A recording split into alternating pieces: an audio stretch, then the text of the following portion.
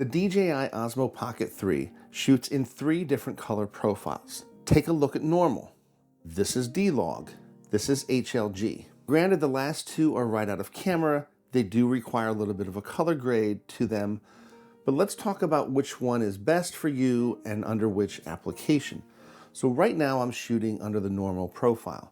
The advantage of shooting D-LOG and HLG is the flexibility to push a specific look, to recover lost highlights or shadows. One of the first things you can do for D-LOG is go to the DJI website, download their correction LUT for D-LOG Direct 709, and if you shoot in D-LOG, all you have to do is throw this LUT onto your footage, and it looks a little bit like the normal color profile look. Let's do a side-by-side comparison. This is normal, this is D-LOG with the Rec 709 LUT on them. They look pretty similar to me. Another reason to shoot in D-LOG is if you're looking to give something a film look or a stylized look, you're going to get more color information in this profile that gives you that flexibility to push a certain look. There's an option for you if you want to shoot in D-LOG, throw the LUT on and have it look like the normal video, and then have the flexibility to fix things if need be. So let's take a look at the third color profile, HLG. HLG is more of an HDR type of profile. You're going to get really saturated colors. You'll definitely get some detail in your image. The colors are really rich and vibrant. So if that's the look that you're going for, it still gives you more flexibility than the normal color profile does.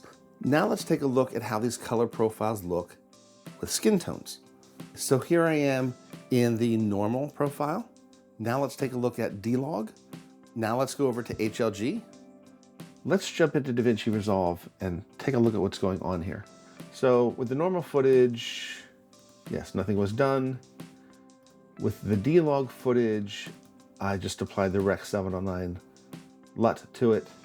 With the HLG footage, what I did was I went into Color Space Transform, put the input color science to Rec 2100, and you can see what happens if I turn that off and use Timeline. It's a good way to identify your HLG footage. It has sort of this green-gray look to it. If I open up my waveform, I can see a nice side-by-side of all 3 of these images. Look at where everything is lining up on the scopes. Obviously, a lot more saturation in the HLG, but look at all of this other information. It's almost picture perfect. The D-LOG, you can see if you look in the shirt, there's more information in there. Maybe you don't want that, I don't know. But another good example is if you look at my hair, you can see more detail in my hair than you do on normal. And we'll just scrub along because that could be motion blur in any of the images. And then in the HLG, we're getting even a little bit more information and a little bit more saturation. My goodness, you can really tell that I just shaved on that HLG. So what I did with the HLG profile was I really put the mid-tone detail up. If I scale that back, so you would have to make a few adjustments, maybe scale back some of the mid-tone detail, scale back the contrast a little bit. But you can see what's happening with my scopes as I expand and extend.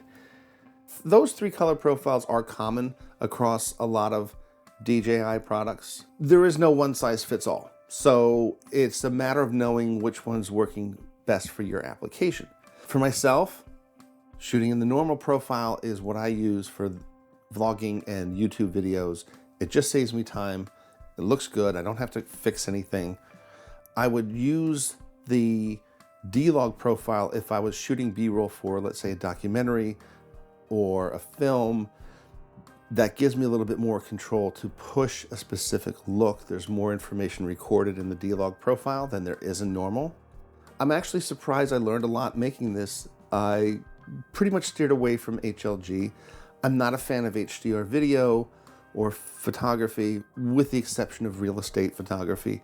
But it is interesting how much detail you still have with HLG and how you can really get a saturated look. I would probably use that in a commercial application. Once again, I'm still a fan of this camera. For those of you who do follow my channel, yes, I'm still shooting on the Blackmagic cameras. Took a little break over the holidays. We have some stuff coming up that we'll be shooting with, so I will be talking more about the Blackmagic cameras. So thank you again. Thank you for watching. It means a lot. Hit that like, hit that subscribe. See you in the next video, everybody. Take care.